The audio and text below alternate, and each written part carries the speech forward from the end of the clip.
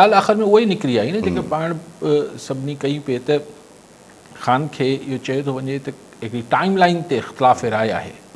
इख़्तिलाफ़ राय इन ॻाल्हि ते न आहे त ख़ान खे जेल में रखिजे या न रखिजे, इहो बहस न आहे।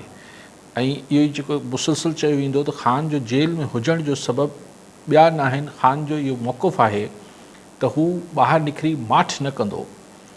वेरज़ सरकार जो ख़्यालु हो त माठ करे, हाणे मतिलबु 24 में इलेक्शन थिया, 3 सालनि जो मतिलबु 2027 ताईं, त इन सेटअप खे मक़सदु बि इहो ई आहे त ख़्यालु इहो आहे त हीअ जीअं हले पियो शहबाज शरीफ़ ऐं हीअ सॼो इकॉनमी, IMF, हिते मुख़्तलिफ़ माइनिंग ऐं जेको बि प्लान्स आहिनि पाकिस्तान जी इकॉनमी वधाइण लाइ, उन ख़्यालु आहे त 2-2.5 सालनि में हीअ मुल्क गुल गुलज़ार ऐं चमन थी वेंदो, त पोइ तव्हांजी हीअ जेके ॻाल्हियूं आहिनि हिन खे पोइ ॿुधंदासीं, कोई न ॿुधंदो, हा पोइ ॿुधंदासीं, फ़िलहालु तव्हां माठ करे वेठा हुजो।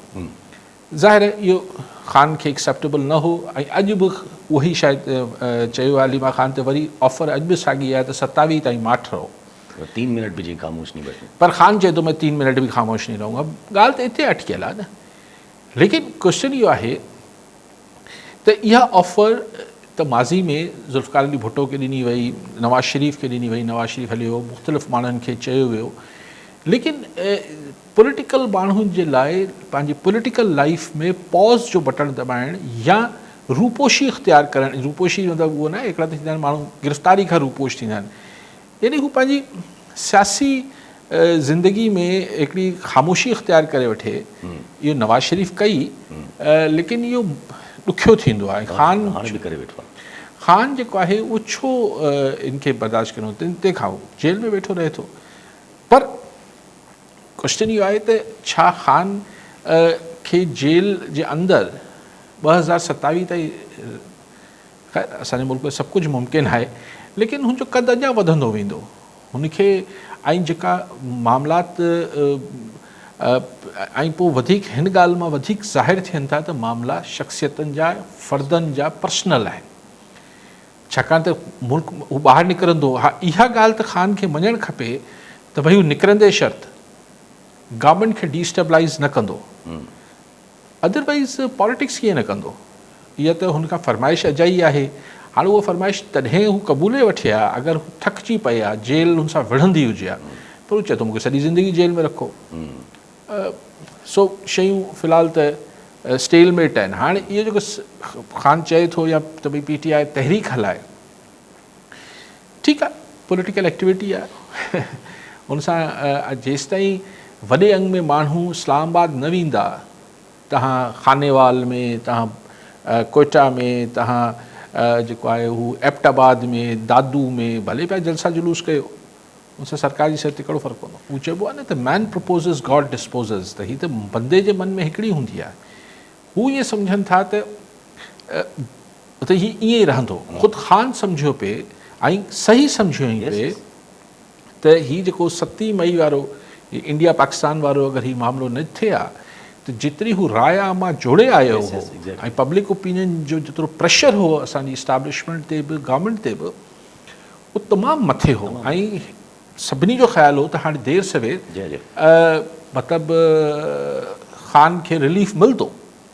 इवन मुंहिंजो ख़्यालु बि इहो, पर कहिड़ी ख़बर हूंदी आहे। उहा ॻाल्हि आहे न त विच में हीअ मामिलो थी वियो इंडिया पाकिस्तान वारो, त हिकदमि सिनारियो ई चेंज थी वियो आहे, सॼो माहौल ई चेंज थी वियो आहे। लेकिन वरी महीने खां पोइ कुझु ॿियो थी वञे, वरी माहौल चेंज थी वञे, कहिड़ी ख़बर। अगरि सज़ाउनि जी सूरत में ख़ान खे हिट कयो वियो त हीअ हिट बैक थींदो, हीअ बाउंस बैक कबो। हिन सां वरी उहो ई ओपिनियन ऐं वरी सॼी उहा ई वावेला मुल्क जे अंदरि बि ऐं मुल्क खां ॿाहिरि बि थियणु शुरू थी वेंदी। त मतिलबु कुझु शयूं हूंदियूं आहिनि, या सिर्फ़ु ऐं बार बार हिकिड़ो जुमिलो चवंदो आहियां त यार असांजे मुल्क में कुझु बि मुमकिन आहे, लेकिन कुझु शयूं थियनि थियूं त मूंखे हैरत थिए थी। उन्हनि कुझु शयुनि मां हीअ बि हिकिड़ी शइ आहे त मिलिट्री कोर्ट्स मां ख़ान खे का वॾी सज़ा ॾियारे छॾणु मूंखे हैरत थींदी। नामुमकिन का शइ न आहे, छाकाणि तंहिं सां हासिलु छा थींदो, उहो ई जेल में आहे, वधीक जेल में, ॿियो जेल जे अंदरि त जेल न ठाहींदो न, त जेल में आहे। सो इट्स सिर्फ़ु त आउं सम्झां थो त ही ढिॼारण जे लाइ ही सहाफ़ियनि ऐं हितां हुतां एंकर पर्सन्स ही ॻाल्हियूं कनि था, ही मक़सदु हुनखे दड़को ॾियणु आहे। लॉजिक न आहे, सज़ा ॾेई तव्हां हुनखे जेल में ई रखणु मक़सदु आहे न, त उहो त उहो ई जेल में आहे। रहंदो पब्लिक ओपिनियन ख़राब थिए, पर अहिड़ो तव्हां फ़ैसिलो ॾियारे छॾींदो त इंटरनेशनल नेशनल हर जाइ ते वरी ख़ान ख़ान इमरान इमरान इमरान एतिरो थियणु शुरू थी वेंदो जो हुनखे संभाल, मतिलबु हुन सां फ़ाइदो, हुन सां नुक़सानु थींदो, फ़ाइदो छा थींदो? कंहिं माण्हू खे तव्हां जिस्मानी ऐं मेंटल टॉर्चर ॾेई सघो था न, इहो त सरकार जे रियासती ताक़तनि वटि इहा ताक़त त हुजे थी। वॾी कोशिशि 2 साल कई त उहा त हाणे ॾियनिसि पिया न, उहो अंदरि आहे ख़ान। भई हिन महिल गर्मियूं आहिनि, हीअ आहिनि, मूंखे नथो लॻे त हुनखे एयर कंडीशन कमरनि में किथे विहारे वेठा हूंदा। एयर कूलर खणी विया पर न खणी वञणु ॾिनो।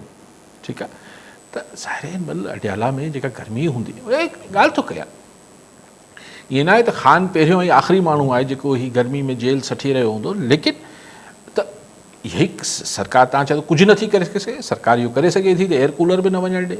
सरकार अंदरि अलाए छा छा कंदी हूंदी, हाणे रोज़ु कहिड़ी दाहूं इमरान कंदो, छा छा थींदो हूंदो, पाण खे कहिड़ी ख़बर आहे। त हू इन करे सरकार घणो कुझु करे सघे थी, करे पई, पर हीअ जेका सज़ा ॾियारण वारो कमु आहे, हिन मां हासिलु छा थींदो? ख़ान बि घणो कुझु करे सघे थो। मिसाल ख़ान को विच वारी लाइन बि त वठी सघे थो न, पर शायदि ख़ान एडमेंट आहे, हू बि अटल बीठो आहे हुतां। ज़ाहिर जेके बाख़्तियार धुरियूं आहिनि, उहे त बाख़्तियार आहिनि।